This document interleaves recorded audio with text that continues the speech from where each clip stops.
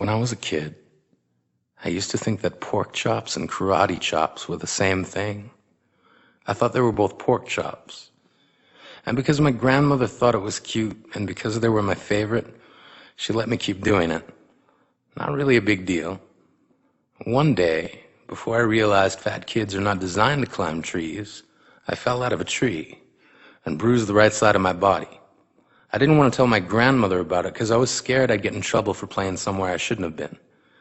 A few days later, the gym teacher noticed the bruise and I got sent to the principal's office.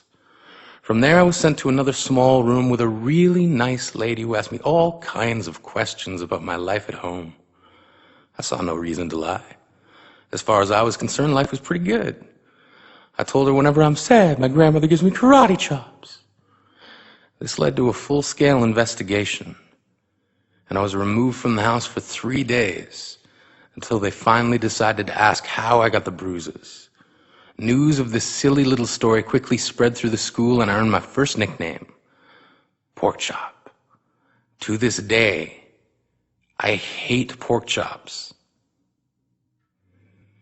I'm not the only kid who grew up this way, surrounded by people who used to say that rhyme about sticks and stones.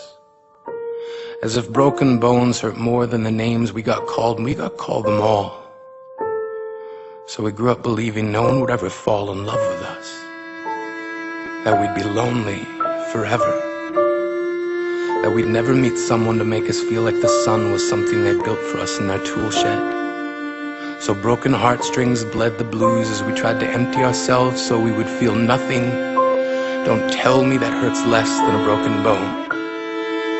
That an ingrown life is something surgeons can cut away, that there's no way for it to metastasize, it does. She was 8 years old.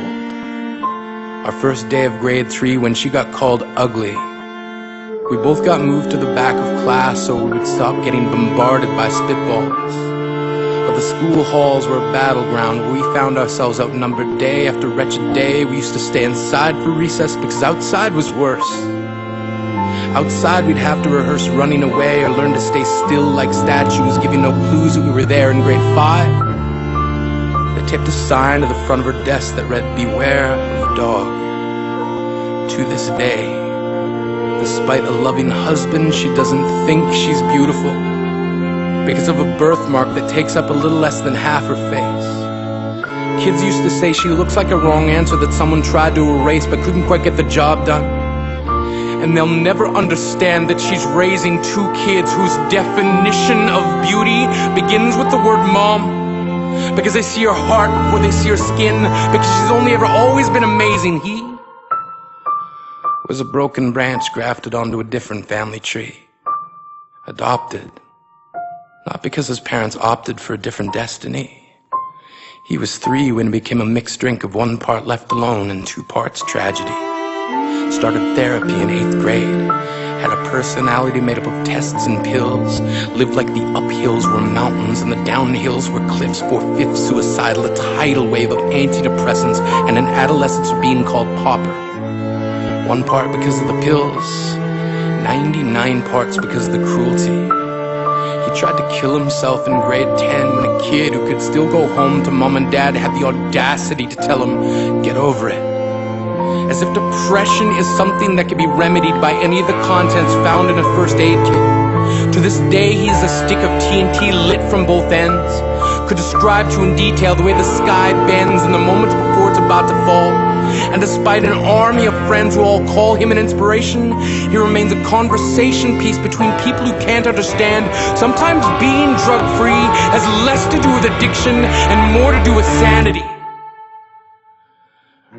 We weren't the only kids who grew up this way. To this day, kids are still being called names. The classics were, "Hey stupid," "Hey spaz." Seems like every school has an arsenal of names getting updated every year. And if a kid breaks in a school and no one around chooses to hear, do they make a sound? Or they're just background noise from a soundtrack stuck on repeat when people say things like kids can be cruel? Every school was a big top circus tent, And the pecking order went from acrobats to lion tamers, from clowns to carnies. All of these miles ahead of who we were freaks. Lobster claw boys and bearded ladies, oddities juggling depression and loneliness, playing solitaire, spin the bottle, trying to kiss the wounded parts of ourselves and heal. But at night, while the others slept, we kept walking the tightrope. It was practice, and yes, some of us fell. But I want to tell them that all of this is just a breeze.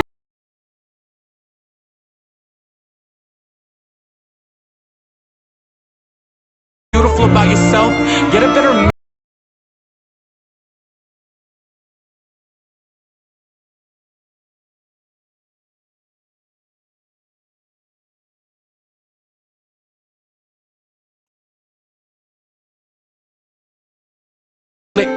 Maybe they decided to pick you last for basketball or everything.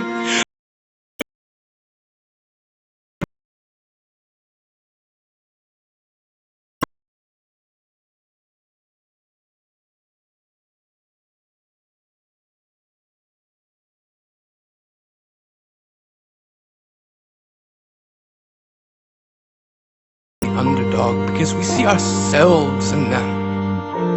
We stem from a root planted in the belief that we are not what we were called. We are not abandoned cars stalled out and sitting empty on some highway. And if in some way we are, don't worry. We only got out to walk and get gas. We are graduating members from the class of We Made It. Not the faded echoes of voices crying out names will never hurt me. Of course, they did. But our lives will only ever always continue to be a balancing act that has less to do with pain and more to do with beauty.